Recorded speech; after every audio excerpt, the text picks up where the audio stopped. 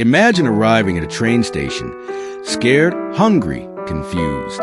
You're holding your child's hand. You don't know where you're going. The guards bark in a language you don't understand. A man in uniform points left, another points right.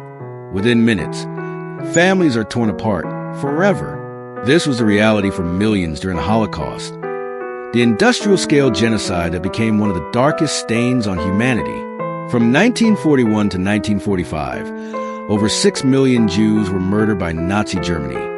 Not in the chaos of war, but in the cold machinery of a system designed to erase them from existence. But how did this nightmare begin? After Germany's defeat in World War I, the nation was humiliated, broken by the Treaty of Versailles and crushed by depression. People looked for someone to blame. Adolf Hitler, once a failed artist, offered them a dangerous answer. In Mein Kampf, published in 1925, he wrote of a world where Jews were the enemy and Aryans were destined to rule. It sounded absurd to some, until he rose to power in 1933. Soon, Jews were stripped of citizenship by the Nuremberg laws. Propaganda painted them as parasites, traitors, threats to German purity. The tipping point came in 1938 with Kristallnacht, the night of broken glass, where synagogues burned, shops were shattered, and thousands were rounded up. The message was clear. Jews had no place in the Third Reich. When World War II began, Nazi cruelty expanded. Ghettos were created, like the Warsaw Ghetto, where over 400,000 people were crammed into a few square miles, starving, dying of disease.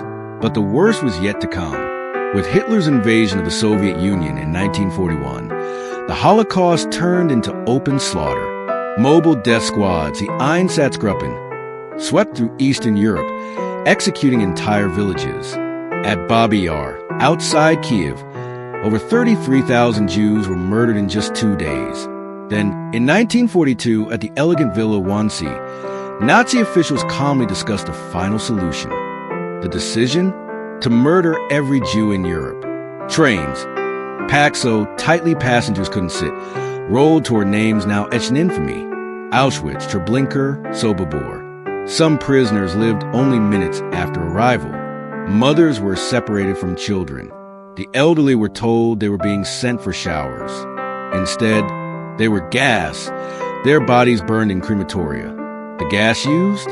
Zyklon B, originally a pesticide, now a weapon of mass murder. What's chilling isn't just the scale, but the method. It was calculated, organized. German engineers built faster crematoriums. Accountants logged every possession. Even hair and gold teeth were collected. This wasn't rage. It was bureaucracy turned monstrous. And yet, even in this darkness, there was courage. In the Warsaw Ghetto, young Jews fought German tanks with homemade weapons.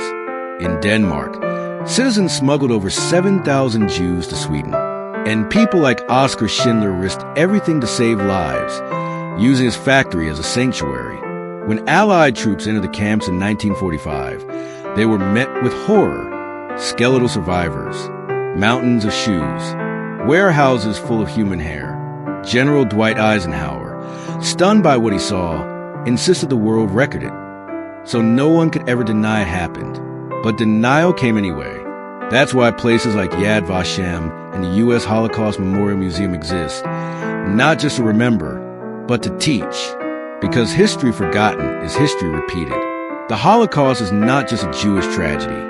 It's a warning to all of us that the unthinkable can happen when hatred is normalized, when propaganda becomes truth, when silence becomes complicity. Today, as the last survivors speak their stories, we must ask ourselves, what would we have done? What will we do now? Never again isn't just a slogan, it's a responsibility.